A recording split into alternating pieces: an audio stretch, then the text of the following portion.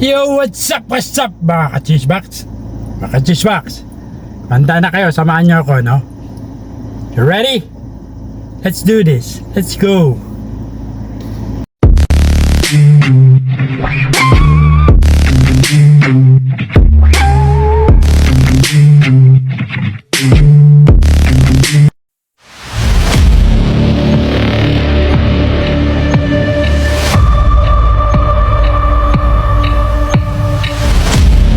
Okay, para maliwanagan ng lahat, mga ka-chisebox, so let's all watch this. Yung sa SB19, sino doon? Parang nagagalit si Pablo sa akin. Bakit mo nagagalit sa'yo si Pablo? Yun sila. Mga kaibigan natin ng showbiz. Kahit si Robert De Rosa may sinabi, no? No? Oh, yan. Latest, no? Nagbibigay lang ako ng impormasyon dito, no? Kasi itong mga marites na to, mga mausang dito, no? Pag wala nasagap na chismis yan, mamamatay yan. Ako tumutulong lang, no? Sa mga marites. Kusang loob kong binibigay mga impormasyon. Kung tinatamad sila mag-research, well, open naman sa social media yan, no?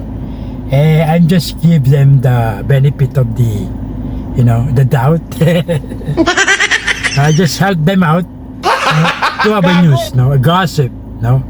You know what I mean, no? Gunggong! Kasi yan, Parinig kita sa mukha eh! yeah, kagaya niyan, no? SP19, no? Si Pablo Ro, tsaka si ano, no? Tsaka si Stelle, kayo na umusga. Alam bang si Robert De Rosa, sisikat dyan. Sa kanya naggaling, eh, no? O, yung ingay. Although lumalabas na sa social media, noon pa. Well, it's about for you to judge, no? Nasa inyo na yan. Call niya yan para mag-judge na. It's not us. But don't judge because you're not a book. So yun lang, no, mga ka-chismax, hanggang sa muli. Ha? So yun lang naman yung mga latest updates natin sa showbiz, no? So yun lang, mga ka-chismax, no? Mga marites dyan, no? Hanggang sa muli. Ito po Cesar Castillo Jr. nagsabing tirahin mo na yan. Patirahin pa na iba. Until next time, chismax. Peace out.